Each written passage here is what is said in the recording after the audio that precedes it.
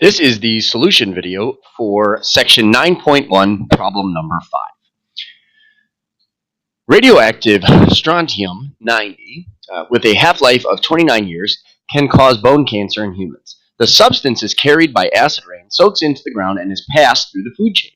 The radioactivity level in a particular field is estimated to be 2.5 times the safe level S. For approximately how many years will this field be contaminated? All right. So, first of all, okay, it says the initial amount is 2.5 times the safe level. So, we'll say our principal amount is 2.5 times S. So, 2.5 S, okay?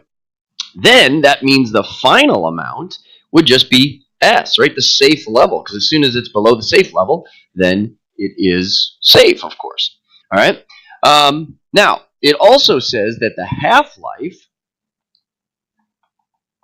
is 29 years. All right? So 29 years. Now, remember, the half-life is what leads us to a particular rate of decay, right? So that's going to lead us to the rate. All right? And then it says, for approximately how many years will this field be contaminated? So T is what we want to know. All right? So we're going to set this up initially. We have to use the half-life. So we would say 1/2 equals 1 times e to the r times the time that we're given for half-life, 29 years. All right? So that's how we find the rate given the time it takes for the half-life. All right, so what do? We divide by 1. Of course, that doesn't change anything. So now we take the natural log of both sides. So the natural log of 1/2 equals the natural log of e to the 29r, right? So obviously natural log of e cancels out, so the natural log of 1/2 equals 29r. So r is equal to the natural log of 1/2 divided by 29. All right, so let's hold on to that value for a second. All right, we'll do a calculation in a few minutes. All right, so anyway, we start off with the amount equals principal times e to the rate times time. All right, so the amount that we have is S, right, the safe level, and that equals the principal, 2.5 S, times e to the r, which we just calculated, right, natural log of 1/2 over 29, all right, times time, and remember, time is what we wish to know. So how do we solve for time?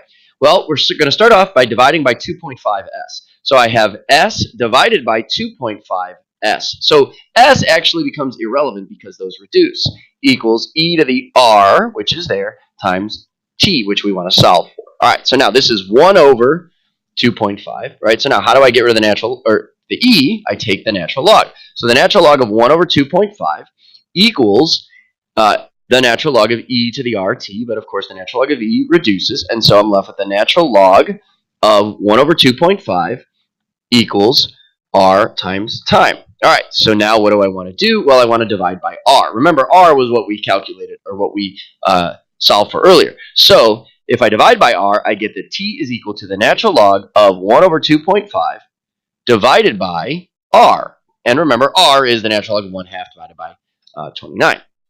All right, and so now I want to do a calculation. All right, so bring up your calculator. All right, first thing I'm going to do is I'm going to calculate r. All right, so I calculate the natural log of 1/2, right, and then you make sure you close parentheses on the natural log, and then divided by 29. All right, so that means that negative 0.0239.